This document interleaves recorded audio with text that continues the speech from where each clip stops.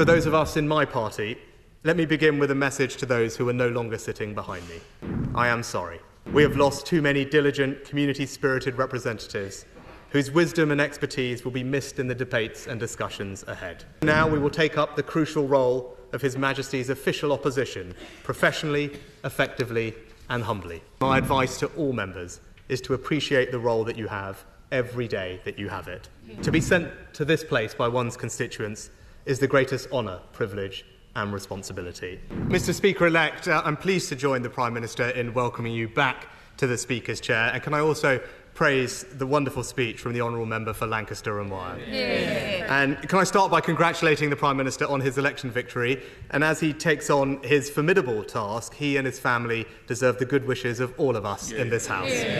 Now, in our politics, we can argue vigorously, as the Prime Minister and I did over the past 6 weeks, but still respect each other. And whatever disputes we may have in this Parliament, I know that everyone in this House will not lose sight of the fact that we are all motivated by our desire to serve our constituents, our country, and advance the principles that we honourably believe in. And to every member, new and old, let me welcome them to their places and congratulate them on their results. To be sent to this place by one's constituents is the greatest honour, privilege and responsibility. I know every one of us will be trying to repay the trust placed in us, and I look forward to continuing to represent the interests of my own rural North Yorkshire constituents. One of the great aspects of our system is no matter how high you rise, you still have that constituency which keeps you grounded. And my advice to all members is to appreciate the role that you have every day that you have it. And for those of us in my party, let me begin with a message to those who are no longer sitting behind me.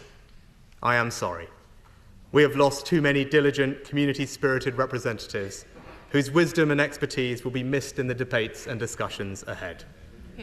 It is important that after 14 years in government, the Conservative Party rebuilds. So now we will take up the crucial role of His Majesty's official opposition, professionally, effectively and humbly. And restoring trust begins by remembering that being here is an opportunity to do what those we serve expect of us. And in our case, that means holding the new government to account. Can I congratulate the Father of the House, the member for Gainsborough? My right honourable friend has given 41 years of remarkable, dedicated service to this House and his constituency. I know full well how ferociously my right honourable friend fights for the interests of his constituents, and I applaud him for that. My right honourable friend is also testament to the benefits of an early morning dip in the Serpentine.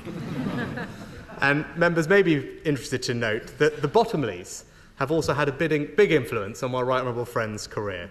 It was in 1974 that my right honourable friend ran against Arthur Bottomley in Middlesbrough in his first effort to enter this place. And today, he takes over from Sir Peter, who will be missed. And can I also congratulate the new mother of the House, the member for Hackney North and Stoke Newington. We have our differences on policy, but no one can deny the right honourable lady's important role in this House and the inspiration for so many young women of colour that she has provided. The right honourable lady is true in every sense of the word, a trailblazer. And can I join with you, Mr. Speaker-elect, to thank House staff for their hard work in welcoming our new colleagues to this House and their service over the coming Parliament. And finally, may I congratulate you, Mr. Speaker-elect. When you first ascended to the Speaker's chair, you did so with a healthy majority, and that was testament to your wide appeal and the confidence in which this House places in you and your judgments. The last Conservative Prime Minister, the Right Honourable John Major, who spoke from these opposition benches, said about the role of the Speaker, "The job specification is pretty daunting. The patience of Job and the wisdom of Solomon are only the basic requirements. We demand also impartiality, independence and fairness." Well, Mr. Speaker-elect, you have shown over the past 4.5 years how to protect that careful balance. The last few years in this House have been at times difficult, and you, sir, have always brought this House together. That was clear when we lost our colleague, Sir David Amess. And I know your guidance and support for members then was greatly appreciated. It is a privilege to be in this House. Our democracy is powerful, and as we have witnessed, it can be definitive. But I know that this House will, true to its best traditions, hold the executive to account.